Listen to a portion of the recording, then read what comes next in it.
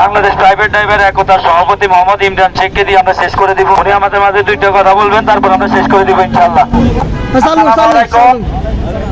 বিসমিল্লাহির রহমানির রহিম। Bangladesh private driver একতা, মাননীয় প্রধান উপদেষ্টা, বাংলাদেশ প্রাইভেট ড্রাইভার একতা সংগঠনের স্কেল অনুযায়ী বেতন, চাকরির নিশ্চয়তা, চাকরি শেষে এককালীন টাকা প্রদান ও 9 দফা দাবি বাস্তবায়নের আবেদন। দাবি নাম্বার 1, ড্রাইভারগণদের নির্ধারিত বেতন 30,000 টাকা করে দিতে হবে।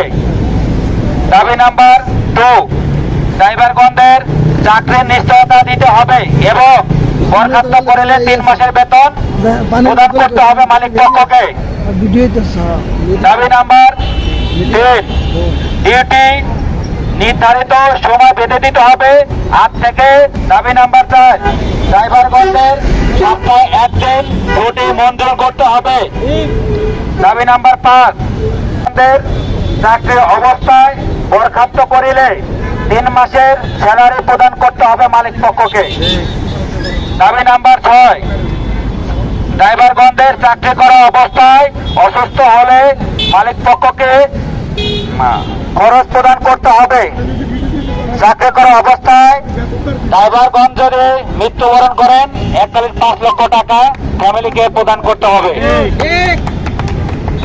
দাবি নাম্বার 7, ড্রাইভারগণদের প্রতি বছরে স্যালারি স্কেল হিসেবে স্যালারি বাড়াইতে হবে। দাবি নাম্বার 8, ড্রাইভারগণদের ছুটির দিনে ডিউটি করালে 2 গুণ টাকা প্রদান করতে হবে।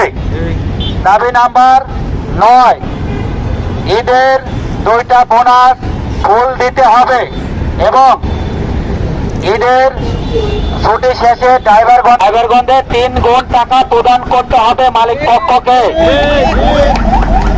আজকে আমাদের বাংলাদেশ প্রাইভেট ড্রাইভার একতা আমাদের একটা জমজম টাওয়ার থেকে অনেক বড় একটা মানববন্ধন শোডাউন দিয়েছি।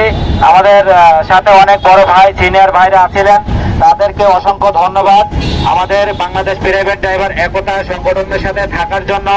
আমাদের 9 দফা দাবি আমরা যেভাবে হোক আমরা বাস্তবায়ন করবো ইনশাল্লাহ। আমাদের দাবিগুলো যদি বাস্তবায়ন না হয় তাহলে আমাদের পরবর্তী ঘোষণা দিব, আমরা কঠোরভাবে আমাদের রাজপথে নামবো ইনশাল্লাহ। এই বলে আমার বক্তব্য এখানে শেষ করছি। সকলে ভালো থাকবেন, সুস্থ থাকবেন।